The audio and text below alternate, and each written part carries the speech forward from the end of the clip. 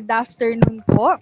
I am Eliza Di Macolangan and I will be the one to interview you in today's podcast. But before I start, gusto ko lang po sanang tanungin kung kamusta po kayo? Kamusta po ang naging araw nyo so far?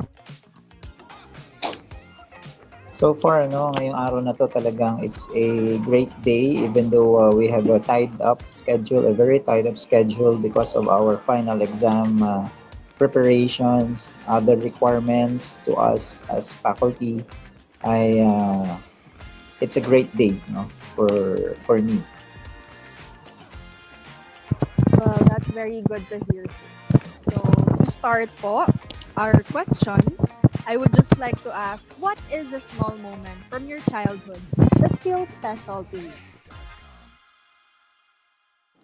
Actually, maraming mga moments na natatandaan ko with my family, pero yung isa sa napakahalagang o napatatak ng malalim sa isip ko ay yung quality time na inilaan ng parents namin with our siblings, kompleto kami in Luneta, park when we were kids.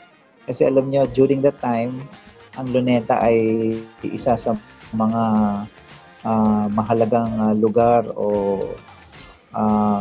park na pinaglalaanan ng mga pamilya, mga 1990s or 1980s.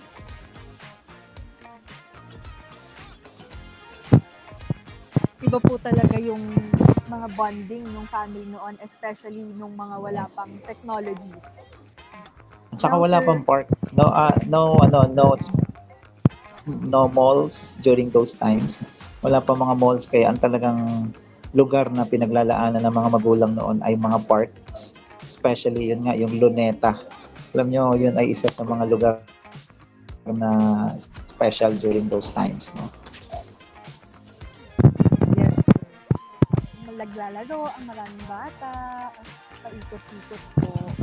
Ayun po. So, for our next question, sir, can you share a moment po when you realized that you needed to work on healing your inner child? Actually, may mga case talaga na yung inner child natin, when it comes to, syempre, may mga situations, uncertain circumstances na dumarating sa atin, and this inner child ay sometimes yun past lagi sa ating naaalala natin, hindi natin makalimutan yung sometimes the negative things that happen in our lives, pero meron diyan tinatawag na inner yung healing, it depends upon on how you handle your inner child experiences, moments na mga uncertain or hindi maganda nangyari sa buhay ng tao. Ayun, sir. With that said po, what do you think are the common misconceptions about inner child healing and how can they be addressed po?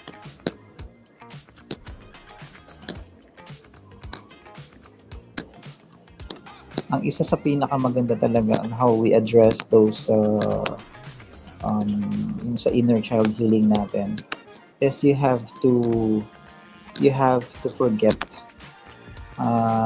what is behind, forget the negative things, first you have to forget your hurts, yung nasaktan tayo, we have to forget those hurts when we natin somebody had turned down on us. So forget our hurts. Pangalawa is forget our disappointments, and sometimes kasi talagang yung ating mga disappointments, expectations, ang gawin nyo na lang, more expectations, more frustrations, or more disappointments, less frustration, less expectation, less frustration, and no expectation, no frustrations. Kaya yung disappointments and frustrations na yan, it could be kumbaga healed, no? So forget those things, hurts, disappointments, failures, frustrations, no? And my philosophy is let go and let God. Let go of the past things, or the failures, the hurts, the frustrations, everything, and let God be the one who lead in your life. Uh, that's it, Ma'am Jane. Sir, with that said po, how do you think has healing your inner child impacted other areas of your life? Like, for example, sa relationship po or sa career? Okay, malaki ang ano kasi ng ating ng inner child feelings natin sa ating present condition ngayon. Kasi alam mo, kaya maraming nagkakaroon ng tinatawag nating mental health problem because of they haven't let go of the things na nandun sa kanilang inner child, no? Or sabihin natin yung impasse, no, yung healing hindi pa dumarating sa kanila. So ang isang bagay na talagang dapat natin na gawin bilang mga to let go of those things is acceptance, no. It's a matter of acceptance. It happened, like for example, yung sa experience ng family namin, maganda yung buhay namin nung una when we were in Manila. My father was a businessman. Meron siyang grocery, meron siyang bigasan, meron siyang grocery. Malaki yung aming negosyo noon. But it happened, no, in just a snap, na bankrupt kami, and then dumating yung point na wala kaming makain, etc. And then my uncle, sabi ng uncle namin, yung kapatid ng father ko, okay, we will go to Mabini, Batangas, uuwi tayo. Doon kami nag-start. We started from the dust, no? Kaya yun, yung mga bagay na nakaraan na yan sa akin, no? Yung inner healing, no? Napakahalaga na you have to accept. It's a matter of acceptance, no? Na you failed, no? Your family failed. You have to move on, no? And forgive and forget, no? Kung ano man yung mga nangyari. Kasi syempre, we do not control circumstances or events, no? Kaya't napakahalaga na bilang ngayon, no? Ngayon na nakakapag-isip tayo, yung sensible tayo. We have to control, we have to manage yung ating inner child, yung healing, no? Kailangan nating yung mga bagay na naganap sa buhay natin ay kailangan nating tanggapin, It's a matter of acceptance. You failed, we in a relationship, ganun din. Kung talagang halimbawa, hindi kayo, it's a matter of acceptance. Talagang hindi talaga eh. Huwag mo nang pilitin, kung hindi talaga kayo, edi kasi yun ang nangyayari, yung the more na pinipilit mo yung isang bagay, the more na nasasaktan ka. So you have to let go and you have to let God be the one who lead, in your life, in your relationship, and in your career, Kaya yung happiness is it's a choice. It depends upon your choice, yung happiness. Kaya hayaan mo na ang Diyos ang manguna sa buhay mo para maging sabi nga sa prayer, it's not Lord bless my plan, rather it's Lord please reveal your plan to me. Hayaan natin ang Diyos ipakita sa atin yung panukala niya, and makikita nyo in the later part of your life, ito pala, napakaganda pala ng plano ng Diyos sa buhay ko. Okay, so that's it. Sir, given all those experiences po, what do you think might be the challenge that people will face during the process of healing their inner child? And paano po kaya ma-overcome ang mga ito? Ang malaking challenge na talaga diyan yung kapag hindi dumarating sa atin yung tinatawag nating acceptance.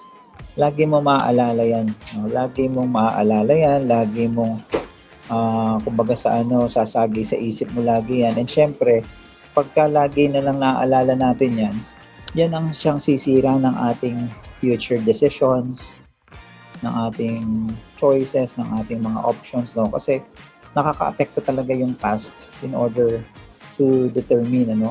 Kaya nga dito sa atin, the best thing that you can do, the best thing that we can do is to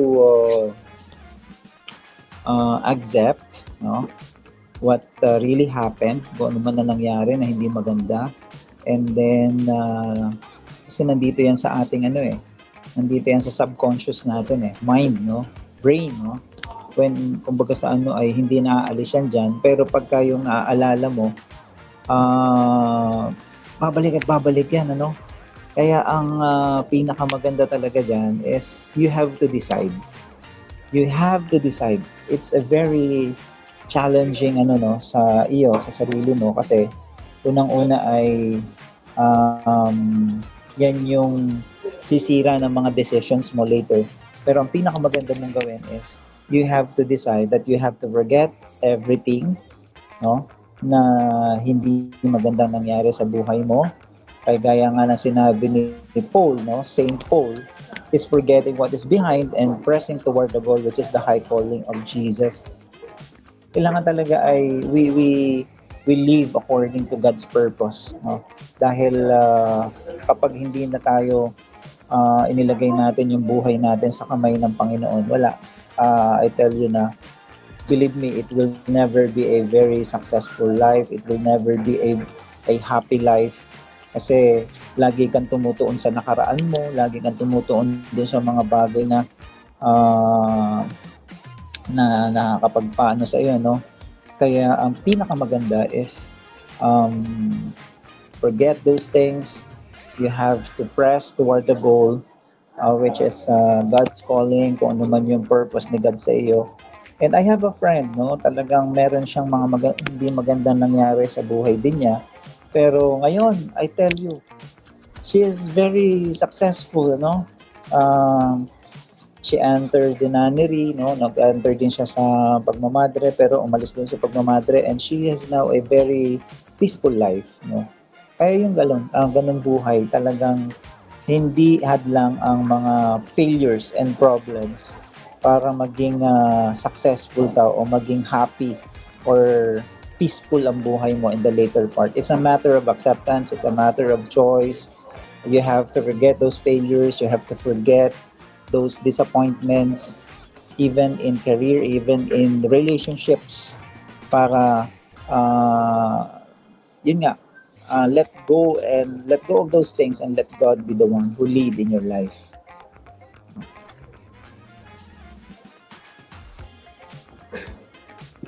Very well said. So, as we talk about the past, another question that comes to mind po is, how do you think is reconnecting with our inner child help us overcome patterns of self-sabotage or fear?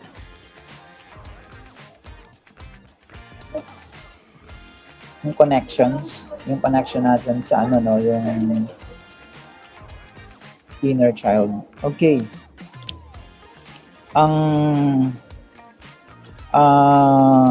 Once na talagang hindi mo nahihil pa yung mga nakaraan,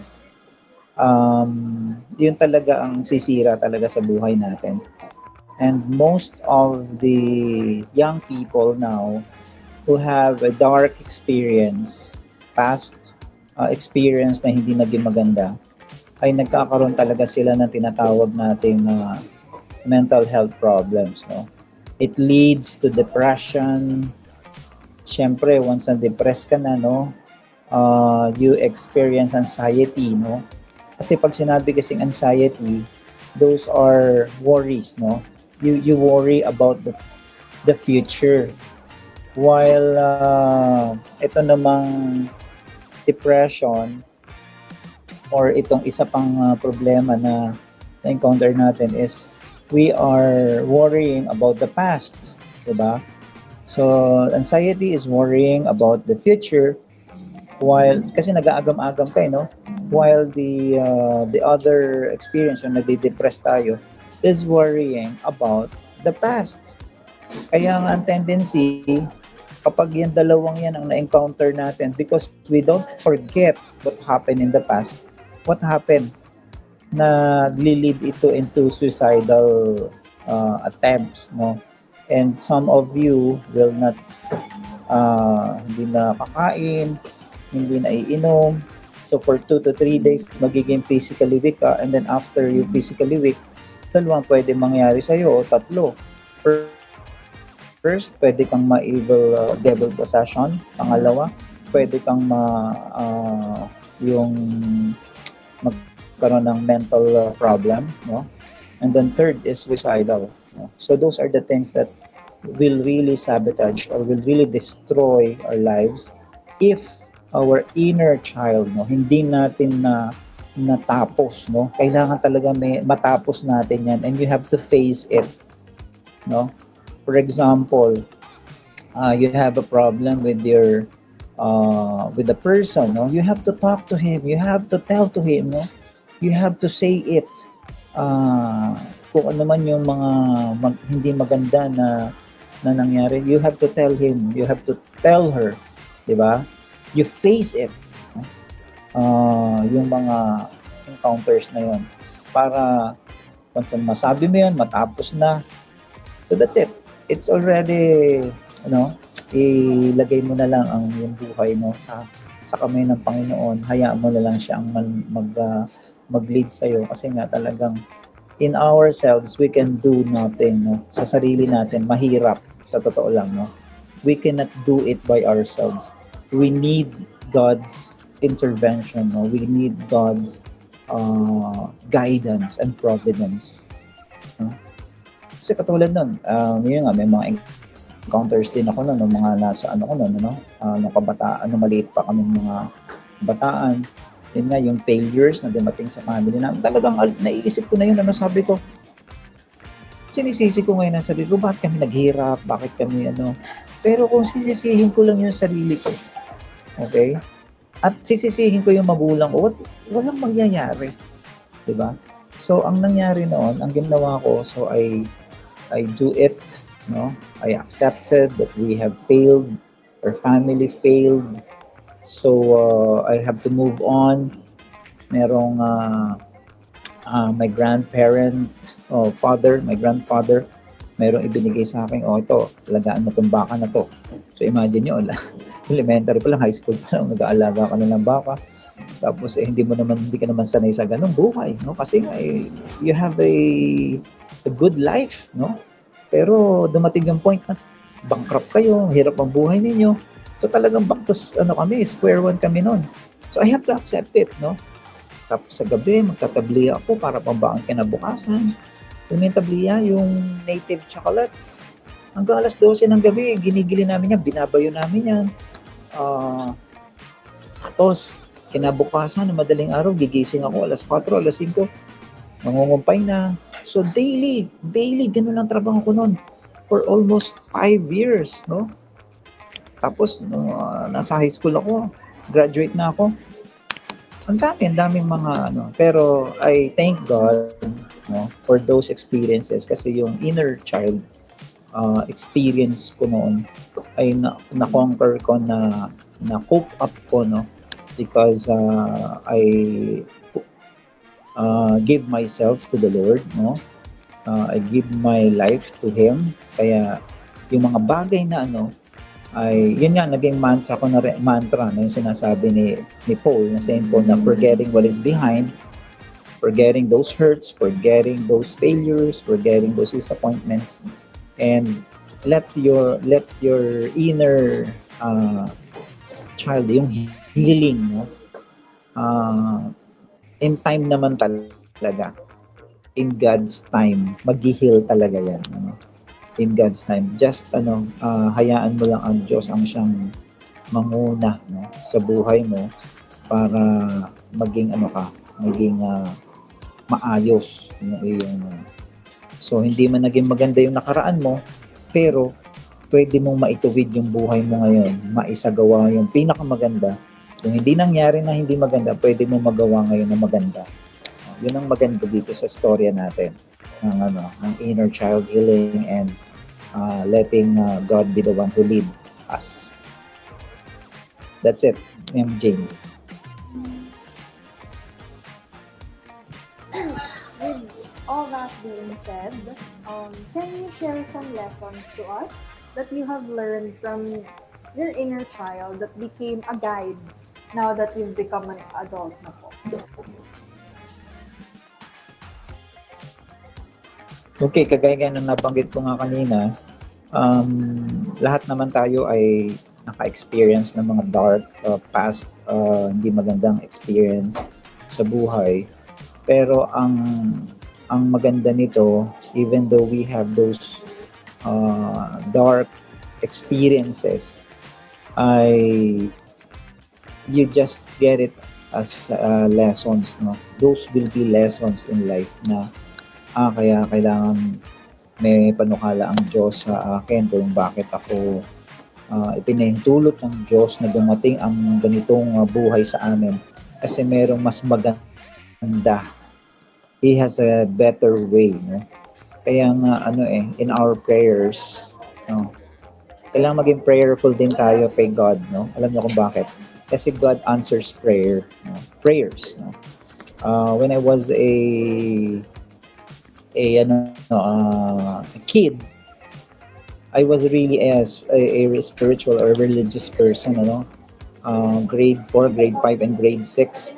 Ay nag-serve na ako as an altar boy, no, sa Kristan. Tapos doon na nga naka-experience ako ng mga yun nga yung failures ng family namin. Pero in spite of that, I still cling my life to the Lord, no? And ang dami mga challenges. Siyempre pag naghirap ka na, wala ka nang makain, wala ka nang yung buong family mo, no, talagang struggle. Pero mayroon pa palang mas magandang panukala ang Diyos sa amin, no, na kami na mga magkakapatid, lalo kaming naging isa, nagtulong-tulong kami, no.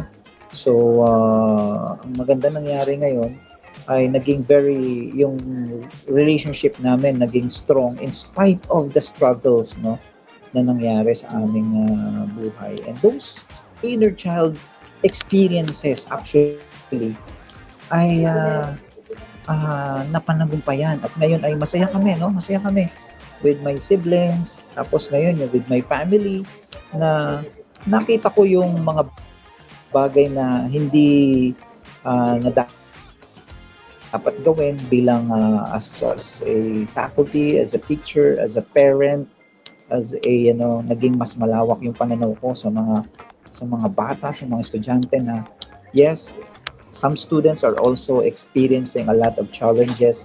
So I don't need to be harsh to them. I need to be understanding, more open, no? Minded, no, to their experiences kung meron mga struggles. Kasi lahat kayo may struggles, lahat tayo may struggles, and you have to be good to them, no? Para you make a difference and you help them cope up also with their problems, no?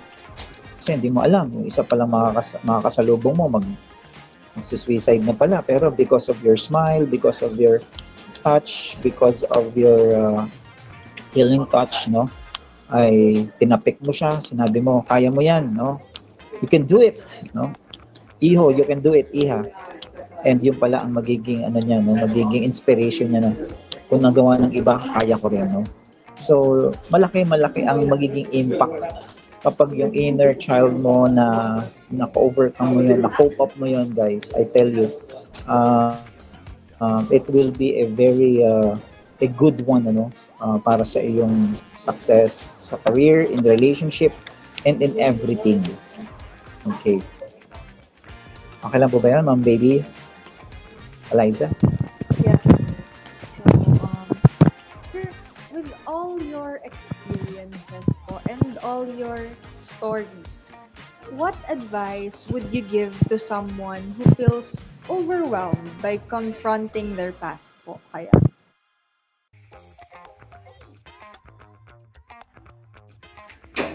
Okay, ang aking maipapayo sa kanya, no, sa mga nakakaranas ng mga hindi maganda o nakaranas nung sa kanilang buhay sa nakaraan, hindi ka nag-iisa. No? I have been there. I have done that. Maraming mga na-encounter, no? Pero kung paano ka na-overcome, it's a matter of acceptance. You have to accept na dumating sa buhay mo na ikaw ay nag-fail, ano man ang mga nangyari sa buhay natin, ito ay ipinahintulot, no, sa atin ng buong may kapal, hindi dahil sa tayo ay pinahirapan niya, no. Ipinahintulot yan sa atin because God has a better way. No, when God says no, He has a better way. No? Para sa iyo, may magandang panukala ang Diyos sa iyo. Kaya ang kailangan mo lang gawin ay you ask Him, Lord, please reveal your plan, your master plan to me, para ikaw ay maging successful, ma-overcome mo yung mga bagay na hindi mo maalis sa isip mo, no? So tanggapin mo, you let go and let God, and you move on. Yun ang mga bagay na naipapayo ko sa kanya. Okay?